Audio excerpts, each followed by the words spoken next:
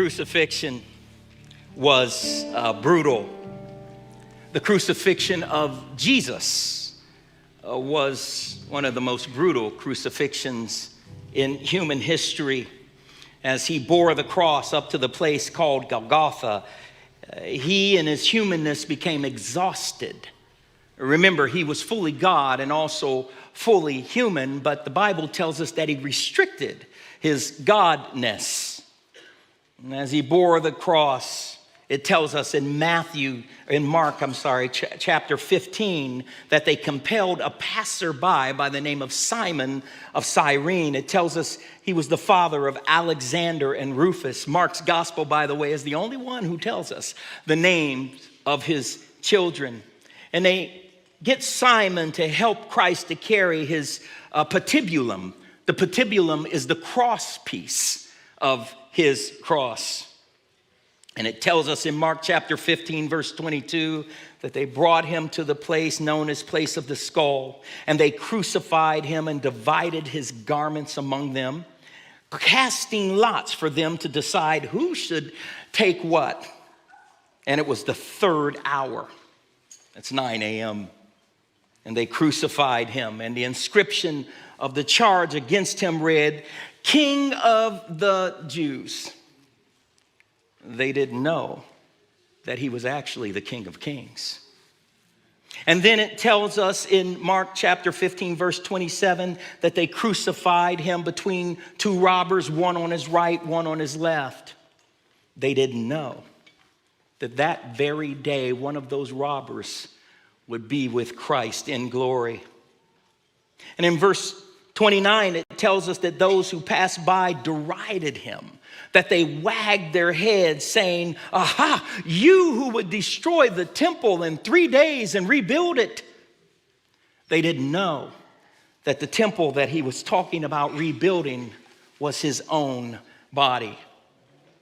Goes on to tell us in Mark chapter 15, verse 30, that they said, save yourself and come down from the cross. So also the chief priests with the scribes mocked him to one another, saying, he saved others. Why doesn't he save himself? Why doesn't he come down? They didn't know that he could have come down. And they didn't know that if he could have come down, why he did not come down. They did not know why Christ did what he did. And so what I'd like to do today for the next few minutes is to give you 3 reasons why Christ did what he did. Reason number 1, Christ did what he did so that we could make a choice. One of the ideologies of our culture is that we don't want our personal rights or our personal freedoms violated.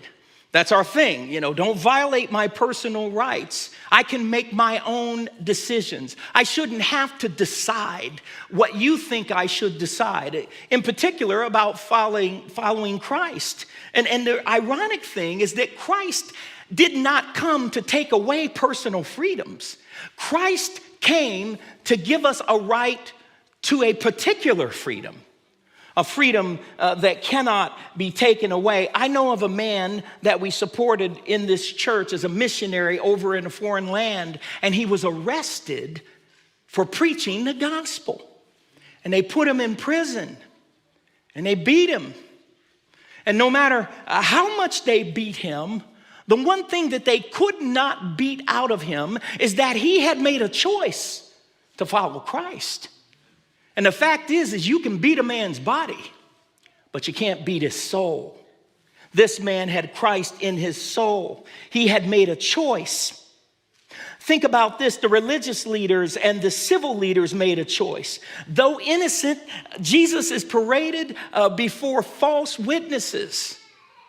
He's taken from court to court, and they judge him. These religious leaders and civil leaders like Annas and Caiaphas, Pilate, Herod, and they chose a verdict of guilty. But the people also made a choice.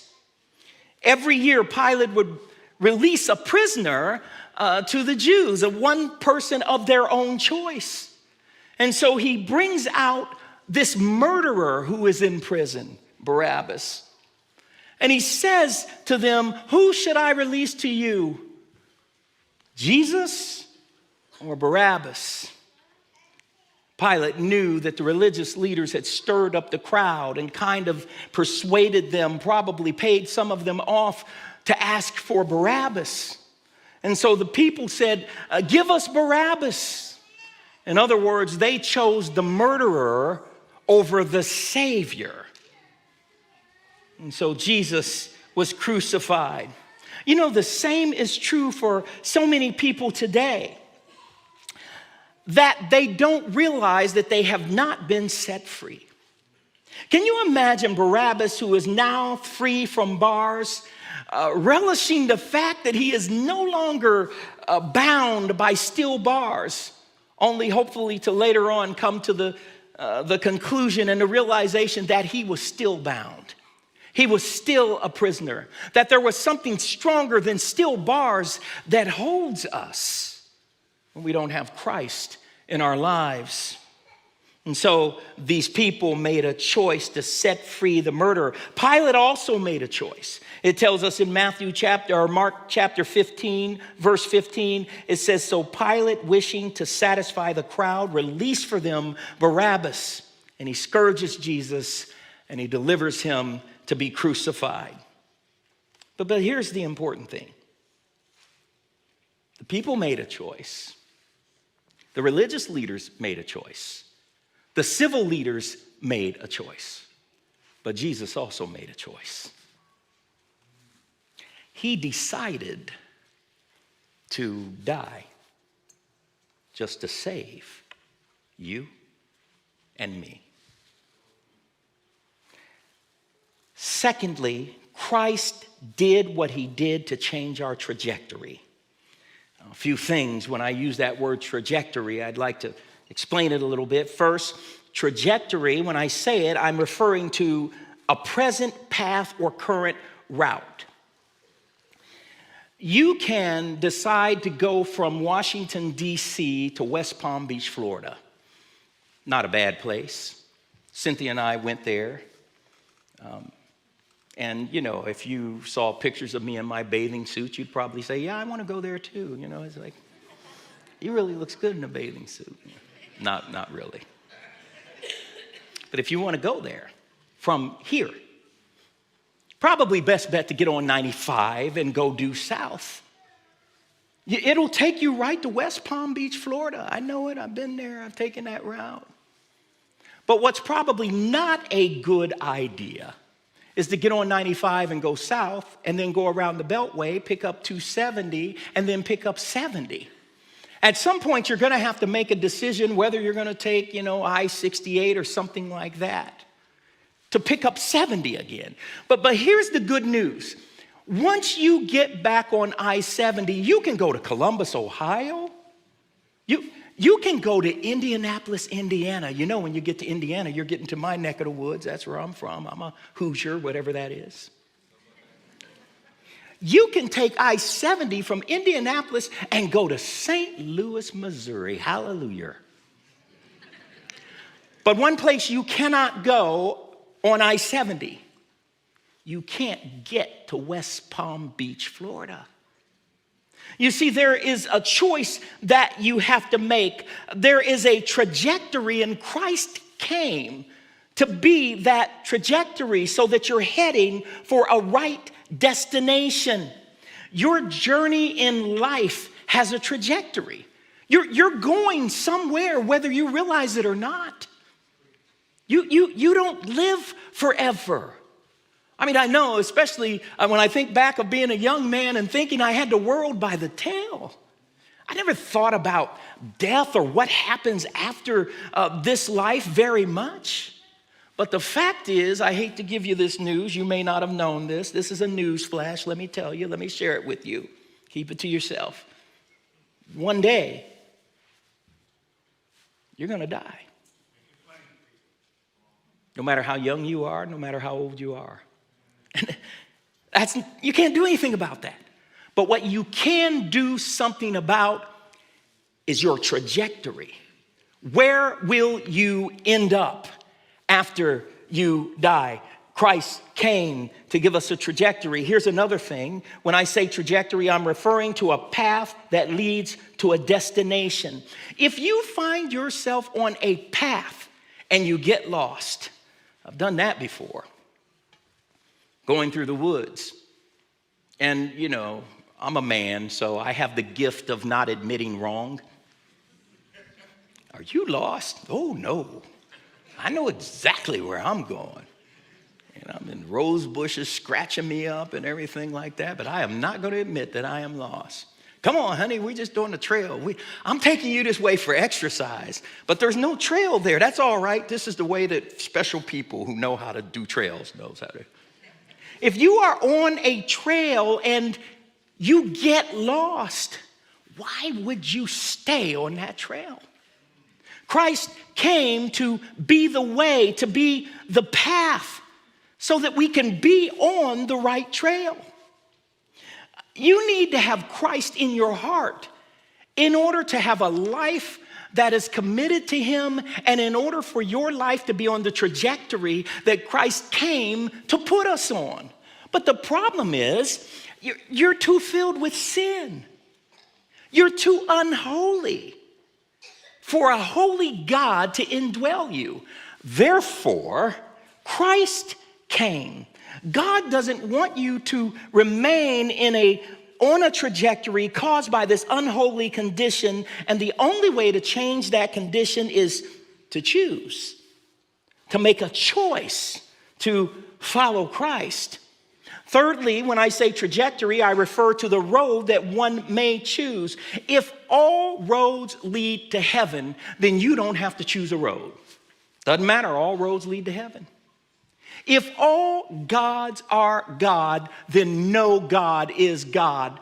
By very definition of the word God, capital G, it means that he is the greatest, that there's none greater. But if all gods are gods, we just got a whole bunch of equal people referring to themselves as gods.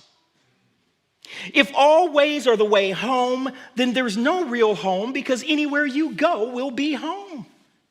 This is ludicrous thinking. This is a universalist type of thinking that will lead you to a dead end. There must be a way that is the right way.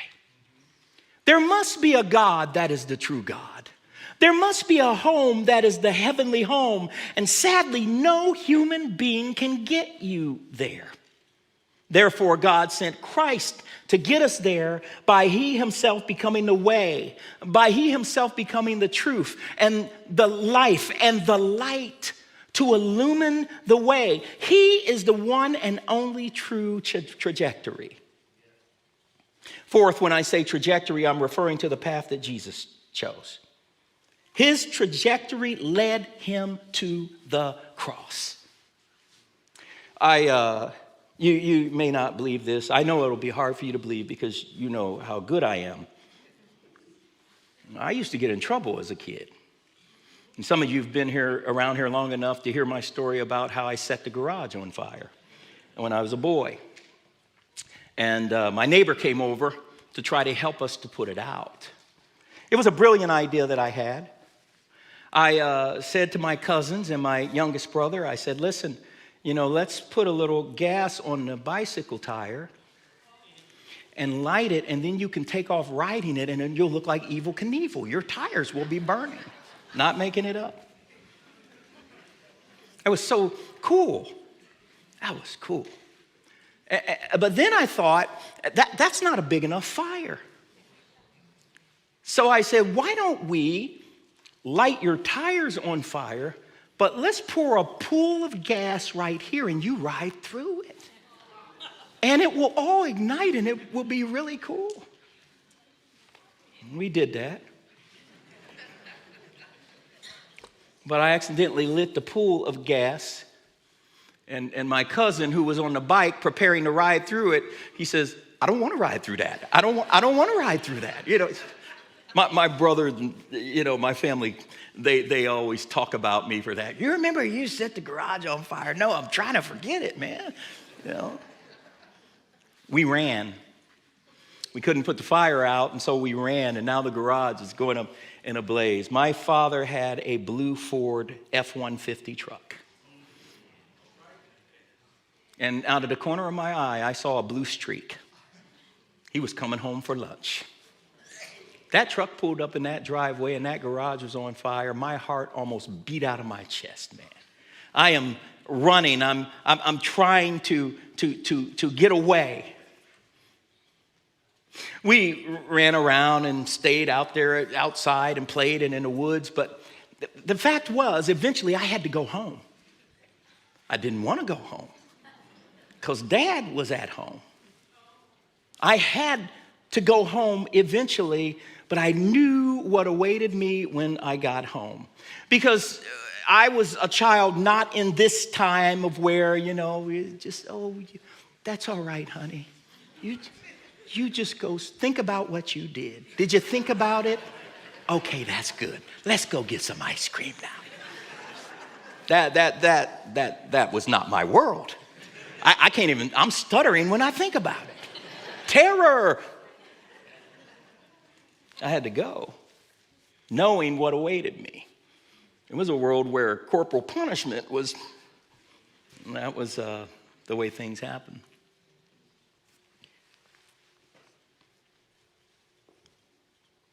Jesus. Knowing what awaited him at the end of that road, knowing the suffering, knowing the bruising, knowing the tearing and ripping of skin, probably the only thing that's even remotely close to what that was like was the 2004 film, The Passion of Christ, that captures what happened to Jesus. But unlike me, who was saying, I'm not going home, I'm not going in that direction, I know that there's punishment in that direction, he went. But why did he do it? I'll give you the secret. He decided to die just to save you and me. Third reason Christ did what he did to make us right before God. To make us right before God. First thought, we are made right by the work of God through Christ. He says in verse 33 of Mark chapter 15, and when the 6th hour had come, there was darkness over the whole land until the 9th hour. Jesus had hanged on a cross for 3 hours. You have to understand, they start counting the time. The first hour is 6 a.m. When you get to 9 a.m., that's the 3rd hour. Then when you get to the 6th hour, that's 12 noon of our time. And at 12 noon, it says darkness covered the land until the 9th hour, which is 3 p.m. Jesus is hanging out there. There is a cosmic sign, a darkness that engulfed all the land, which is clearly God, his judgment against sin, the sins of you and me, the sins of humankind. It's so ugly and so black and so bleak that darkness covered the land. Jesus had hung on that cross all throughout the daylight. And then it tells us that it was a sign of God's judgment. And in 2 Corinthians chapter 5, verse 21, we read these words, for our sake he made him to be sin, who knew no sin, so that in him we might become the righteousness of God. In other words, so that we would be made right before God. Get this through your head. You cannot be good enough to be made right before God. You can't work hard enough to be right before God. You can't pay enough money to be right before God. You can't look good enough to be right before God. And some of you guys, as I look out there, you are some good-looking people. I mean, just fine. It's Easter, and so you've got on your Easter best. At least some of you do. You know, some of you got your regular Sunday clothes on. Some of you, I don't know what it is you're wearing, but, you're here. However you are,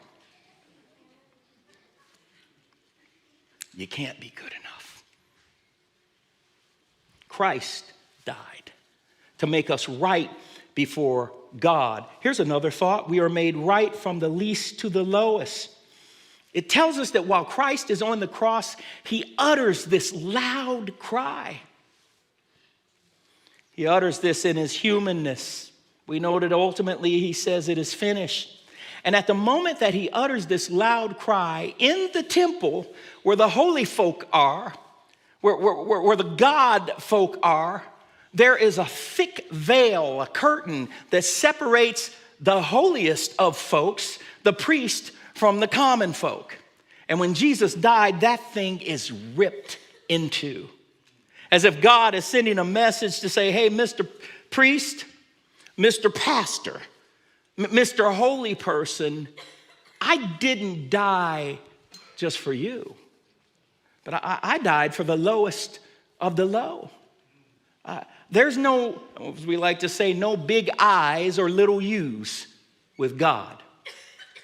But he came to die for all persons. Now, we usually judge people by the greatness of their life when they were alive, right? You look at the way that a person lives and you say, man, that person was a great person by the time they come to death. But there's an incident here where there is a soldier. This is in Mark chapter 15, verse 39. There's a centurion, a soldier who is watching Christ die.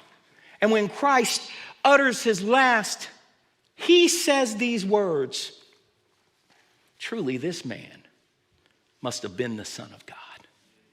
What?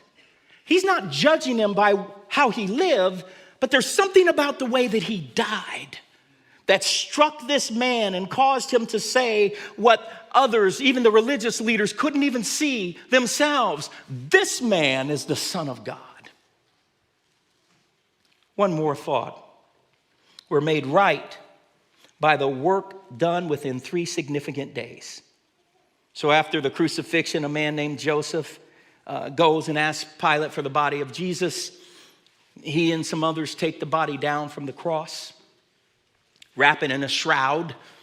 And they place it in a tomb. That's Friday. On Friday, Jesus is placed in the tomb. We talked last time about how days are counted according to the Jewish calendar.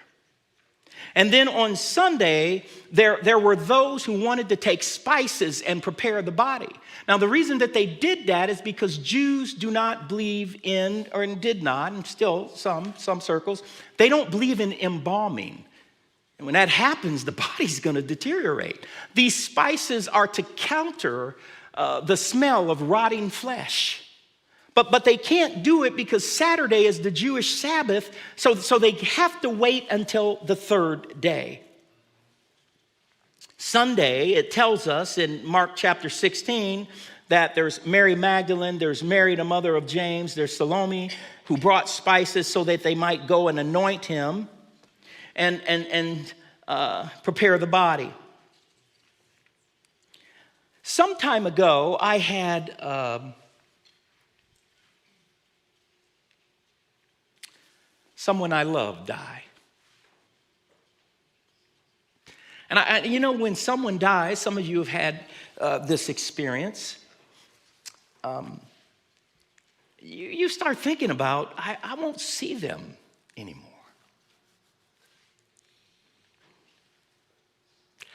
I'm going to miss that laugh. I'm going to miss that smile. I'm going to miss that voice. The longer that you live, and some of you can attest to this, the longer that you live, the more opportunity you have to see your friends and loved ones and family members and church members pass away. My gosh, I've seen so many. Because it's not just my family. You're my family. So I have my immediate family, and then I have my church family. And I have seen so many that used to be here who are no longer here, and I miss them. You have the funeral, and there are people who comfort you. There are family members that you haven't seen in a while, and they come together, and you have a good time. But when it comes to that evening, before you retire, all of a sudden the weight of their loss falls upon you. And when this particular loved one in my family passed away, I remember that next morning getting up and the sun came up. I've had this thought in my head. I was like, why? It just doesn't seem right that the sun should shine like that. The day should not be this beautiful when someone great has died. Now take that and put it on these women. It tells us, in fact, in Mark chapter 16, that the first day of the week they went to the tomb and the sun came up. Maybe they were thinking, man, I'm going to miss him. I'm going to miss his smile. I'm going to miss hearing his voice. Perhaps they felt this way. And then it tells us that they were saying to one another, who's going to roll away the stone? By the way, Mark's the only one who tells us that they were worried about who's going to roll away the stone. And clearly, quite naturally, they expected him to be dead. Mark chapter 16, verse 4, it tells us, and looking up, they saw that the stone had been rolled back. It was very large. And entering the tomb, they saw a young man sitting on the right side, dressed in a white robe, and they were alarmed. And he said to them, do not be alarmed. You seek Jesus of Nazareth, who was crucified. He has risen. He is not here. See the place where he lay. Which brings me to a final thought. We're made right before God by three significant phrases. Let me give you the phrases and try to wrap this up. Phrase number one, from the angel. By the way, this phrase, these three phrases they become an axis upon which all of history turns. These phrases shatter the second, third, and fourth dimension. These phrases have a residual effect that impacts all of history. These phrases defy space and time and culture. These are powerful phrases. Phrase number one, he has risen.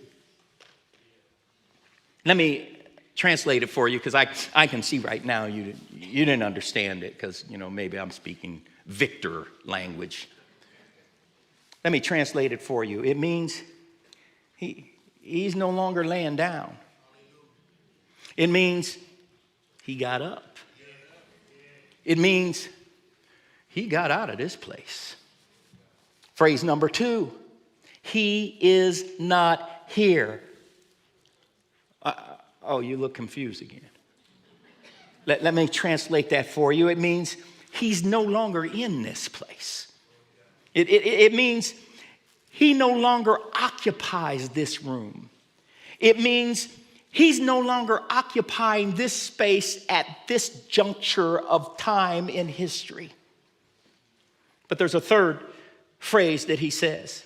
He says, see the place where they laid him. Let me translate that for you. It means see where he once was. Well, he is not there anymore. It means see where he once lay. Well, he's no longer laying in that place. It means see, he has risen. If Christ died and did not rise, he would just be a pathological liar, maybe a lunatic, a wannabe Lord.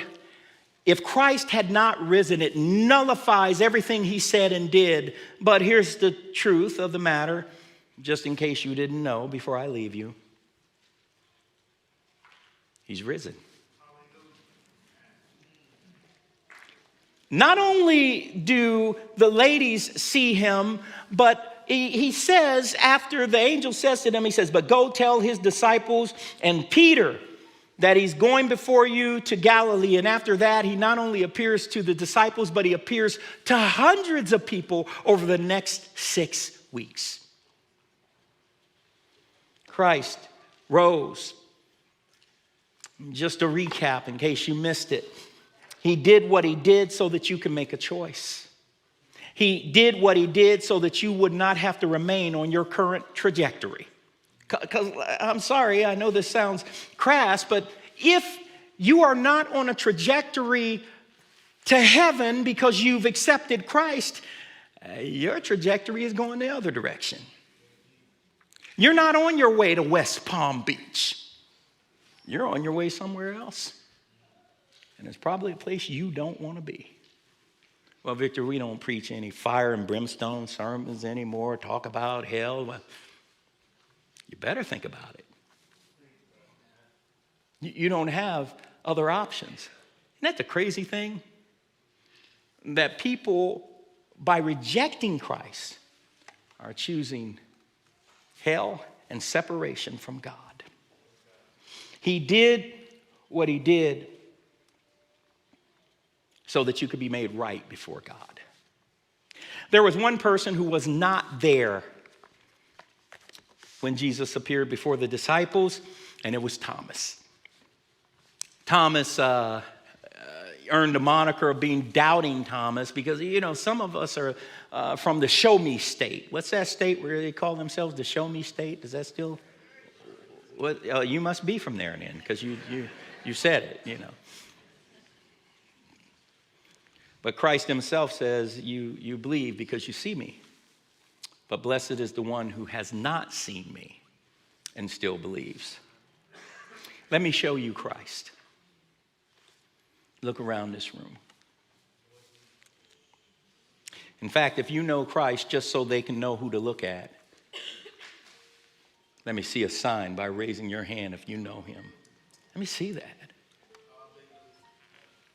Now look around. If you want to see Christ, look at these people who would say, I once was lost, but now I'm found. I was on a trajectory in the wrong direction, but now I'm on the right road. We used to sing a song in the children's choir, I'm on the right road now. I was on the wrong one, but I'm on the right road now. I'd like for you to be on the right road. I'd like for you not to leave this place, this day, without, as my grandfather used to say, getting your business right with God. So I'm going to pray. And right there in your seat, you can make a commitment in your heart to say, Lord, I don't understand it all. I don't even understand everything he said, but I caught this. Jesus Christ chose to die just to save me. And if the God of the universe would do that, I think I want to know him. I think I want to live for him. I think I want to at least try him. So as I pray, right there in your seat, you can try him. And if you make a decision to do that, I'd love to hear about it. I'll hang around here a little bit. It is the most important decision that you will ever make in your life. Stop fooling around. Stop thinking you just got time. Stop thinking I'll get to that later. Today is the day of salvation. And the thing about it is Jesus is ready right now. He's just been waiting for you. Pray with me. Heavenly Father, thank you for the message that we preach again and again about the fact that you suffered, died, and were buried. Most of all, that you rose again. I know that there's some people out here, Lord, they probably haven't been to church in a while. But you haven't forgotten them. You know all about them. And you knew that this was the day that they can come and hear the gospel and have an opportunity to make a choice to follow you, to make a choice to live for you, to make a choice to give their heart to you, Lord. I pray at this very moment that in this room it becomes a holy moment, a moment that your Spirit is working, convicting hearts and causing them to be broken for Christ. I pray, Lord, that they don't take the route of Thomas, and that they understand that if you have risen from the dead, then they owe it to you to give you a chance to rise in their hearts, Lord. Thank you for this day. Thank you for your word. Thank you for your Son, Jesus Christ. In your name we pray. Amen. Amen.